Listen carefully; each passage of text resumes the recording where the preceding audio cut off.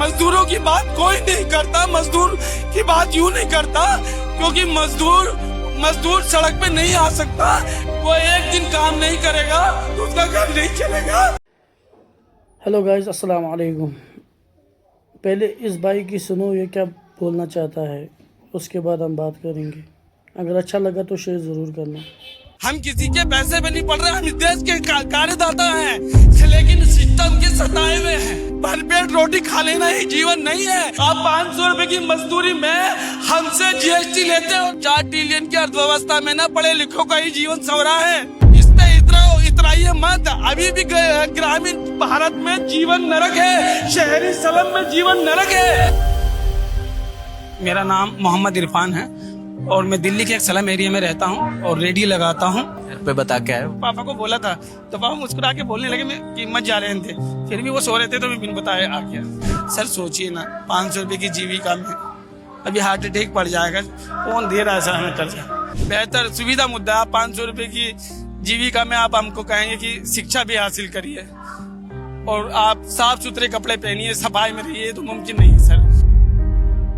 8 घंटे की बात ही खत्म हो गई। 10-10, 11-11 घंटे काम ले रहे हैं, 14,000 13,000 रुपए सैलरी दे रहे हैं। महंगाई के जमाने में अपनी मेहनत का भी हक ना मिले तो अभी साफ है। जब उसे कोई कंपनी मालिक पूरी तनख्वाह ना दे तो उसको यह हक राइट होना चाहिए कि वो अपनी लड़ाई अकेले लड़े, क्योंकि मजदूर सड़क पे नहीं आ सकता। बेशक मैं बेहतर बोल लेता हूँ, लेकिन एक पढ़े लिखे इंसान की बराबरी कभी नहीं कर सकता। मैं आपको खूब घूम रहा था, आपसे दूर भाग रहा था, इसलिए क्योंकि मैंने बार बार ये सुना है कि इस आंदोलन में जो है ना स्टूडेंट आ ही नहीं रहे। ये बात गलत है और मैं कैमरा फेस करूँ फिर बोले रेडियो वाला ये आंदोलन में बोल रहा है तो फिर और ज्यादा नुकसान है। सीने पे जो जख्म है सब फूलों के गुच्छे, हमें पागल ही रहने दो, पागल अच्छे।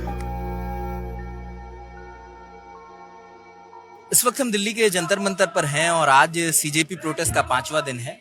यहाँ पर आप जब भी आएंगे जंतर मंतर, इस सीजेपी प्रोटेस्ट, आपको तमाम लोग मिलेंगे। कुछ इन्फ्लुएंसर मिलेंगे, आपको ये भी ढूंढने में दिक्कत होगी कि एक्टिविस्ट हैं, इन्फ्लुएंसर हैं या आम छात्र हैं। यहाँ पे तमाम मिश्रण आपको नजर आएंगे। पुलिस भारी मात्रा में मिलेगी, सीएपीएफ की तैनाती यहाँ पर मिलेगी। इसी बीच में हमें ये एक भाई मिले हैं और ये रेडी लगाते हैं।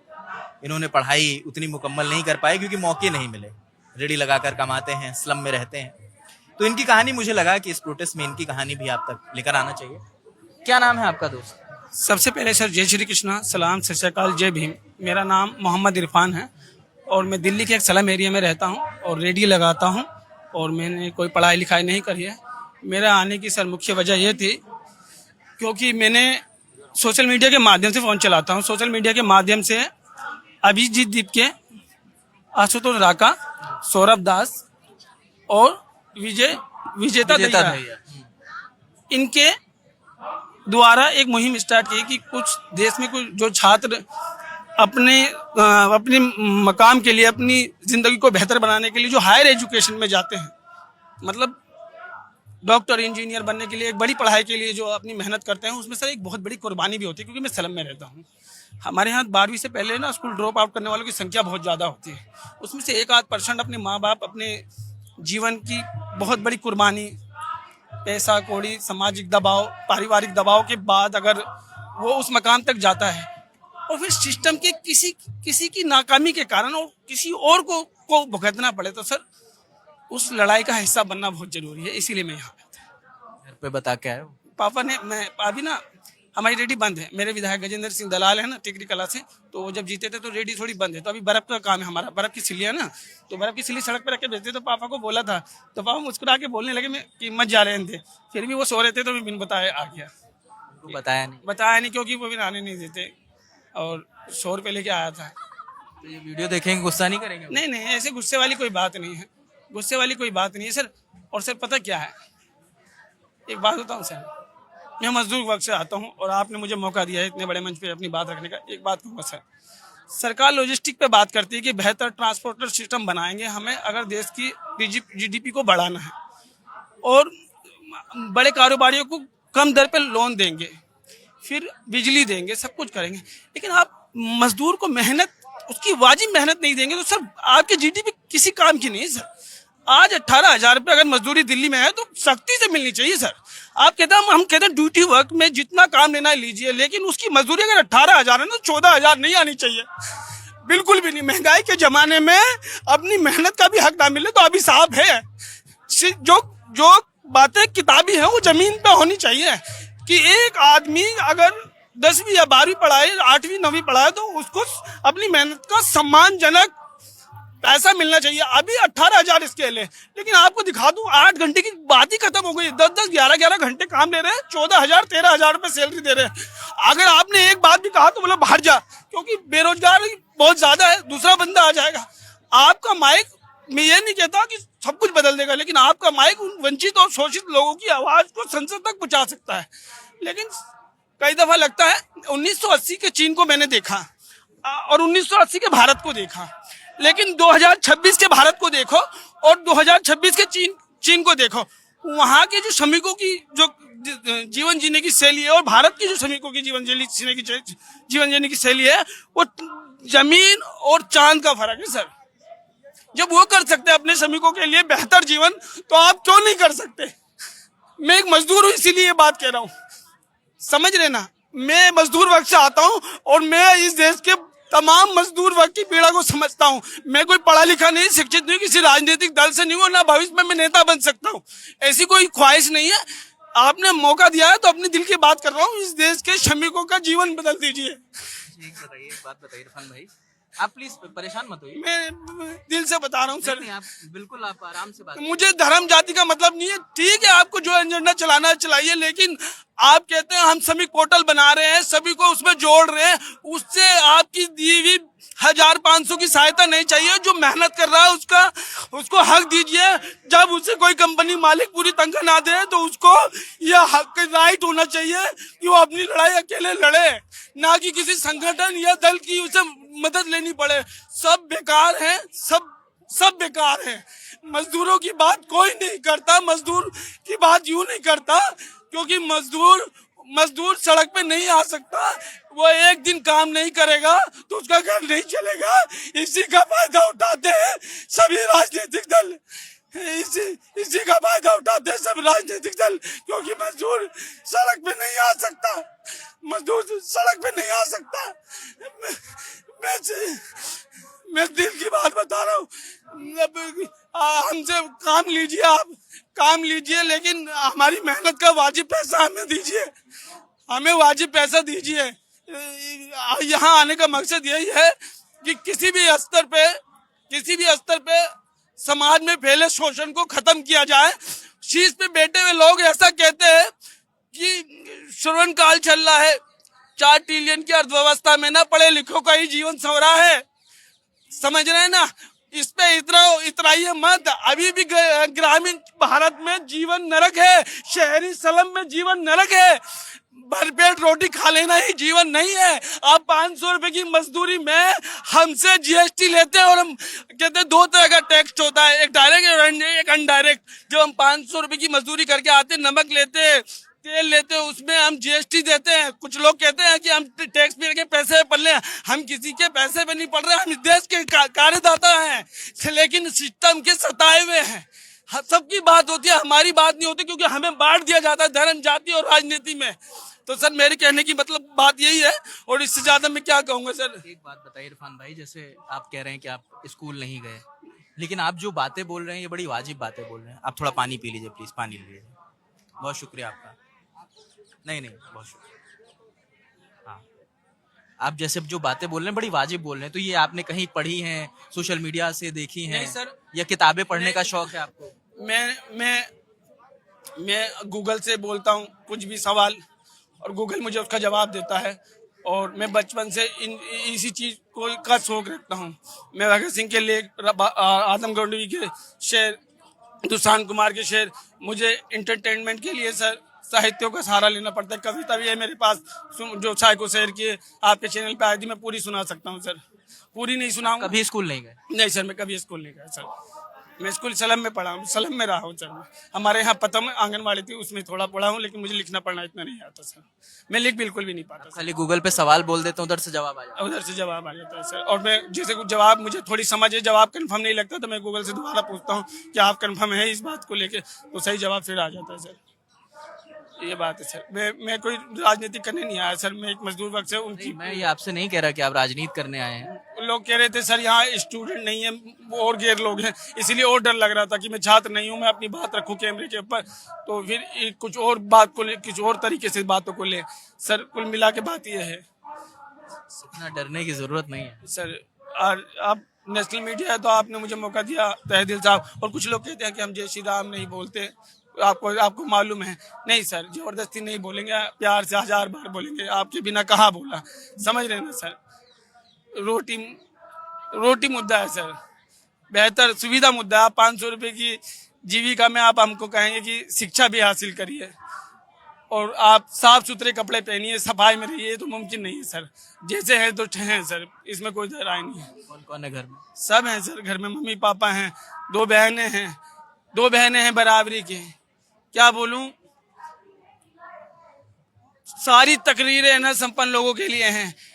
कहीं भी जाएंगे ना तो बेटी वाले को ना लड़के वाले सोचते खा जाए, समझ रहे हैं। 2 बहनें हैं, ये भी एक समाज में फैली हुई बुराई है। क्या कर सकते हैं, कुछ नहीं कर सकते। भाग्य में कोई भगवान ने ऐसा कोई साफ दिल इंसान होगा तो जोड़ा बन जाएगा, क्योंकि लोगों की ख्वाहिशें पूरे करना हमारे बस की बात तो नहीं है सर। शादी नहीं हुई? मैंने नहीं करी, मैं बहनों के बारे में बता रहा सर। बहनों की हो गई शायद। मैं बता तो रहा हूँ सर कि समाज में फैली बुराई है कि बेटी वालों को लोग सांप की नजर से देखते हैं कि भाई खा जाए, भी निकल जाए इन्हें, ये दे दे, वो दे दे, अगड़म दे दे, बगड़म दे दे।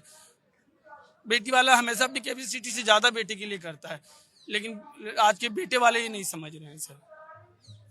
समझ रहे ना सर। ये पहली बार प्रोटेस्ट में आए आप? नहीं सर, मैंने कहा ना, मैं सर CNRC आंदोलन में भी था, शाहीन बाग में। मैं किसान आंदोलन में भी था, मैं पहलवान आंदोलन में भी था, मैं यहाँ। लेकिन मैं सर हिंसा का किसी भी तरह का समर्थन नहीं करता। मैं अहिंसा का दामन गांधी के साथ अपनी बातों को रखता हूँ सर। मारपीट वगैरह ये सब गलत है, किसी भी स्तर पे ऐसे स्वीकार नहीं किया जा सकता सर। समझ रहे ना सर, हम इस बात को मानते हैं सर। आप हर आंदोलन में जाते हैं, जो भी आपको ठीक लगता है? हाँ, जो भी ठीक लगता है। और देखिए सर, मैंने न कभी ओवैसी साहब की विचारों का समर्थन नहीं किया। मैं अपने परिवार का उन्हें बुजुर्ग मानता हूं, लेकिन अपना लीडर नहीं मानता, क्योंकि मेरे पूर्वजों ने गांधी को, नेहरू को, पटेल को, शास्त्री को, इंदिरा को अपना लीडर माना है। इसीलिए मैंने कभी ना ओवैसी जी को अपना लीडर नहीं माना, परिवार का सदस्य माना। उनके मान सम्मान में कमी नहीं दे सकते, लेकिन हमने अपना लीडर नहीं माना। समझ रहे हैं सर, हर बात को बारीकी से बता सकते हैं सर। ये सारी नॉलेज गूगल से लिया? सर 35 साल का हूँ सर मैं, 92 में जन्म हुआ था सर मेरा। किताबें पढ़ना आता? नहीं, पढ़ाई नहीं आती सर मेरे को। मैंने बताया ना, ये कोई चमत्कार नहीं सर। हमारा जीवन जो है, हम बड़ा नरकीय जीवन, हम कोई तारीफ वाली बात नहीं कर रहे हैं। सलम में 12 गज का मकान है सर। लक्ष्मी नगर का अक्षरधाम न्यू नवेटा मोड़ बना ना, हमारी झुग्गियां थी। 2006 के 6 महीने में शीला जी की गवर्नमेंट ने पुनर्वास किया था। हमारे विधायक थे डॉक्टर अशोक कुमार वालिया, जो निधन कर गए, कांग्रेस के गद्दावर नेता थे, वो हमारे विधायक थे। हमने सुनील दत्त की कैंपिंग भी देखी है, जो संदीप दीक्षित जी के लिए पहला लोकसभा चुनाव लड़ा था ना उन्होंने, तो सुनील दत्त जी खुद आए थे लक्ष्मी नगर में उनके प्रचार में। तो उम्र तो है सर, लगती नहीं है। तो बाकी ये सर आपसे हाथ जोड़ के विनती है, क्योंकि हमारे ना देश के श्रमिक, मैं भी एक श्रमिक हूँ सर, घर में और लोग भी काम करते हैं सर। सोचिए ना, 500 रुपये की जीविका में अभी हार्ट अटैक पड़ जाएगा। सरकारी अस्पताल के बजट में वो स्टंट ही नहीं है, 50-60 हज़ार के लगते हैं। कौन दे रहा है सर हमें कर्जा, ऐसे मर जाते हैं हम। आयुष्मान योजना वगैरह नहीं मिलती?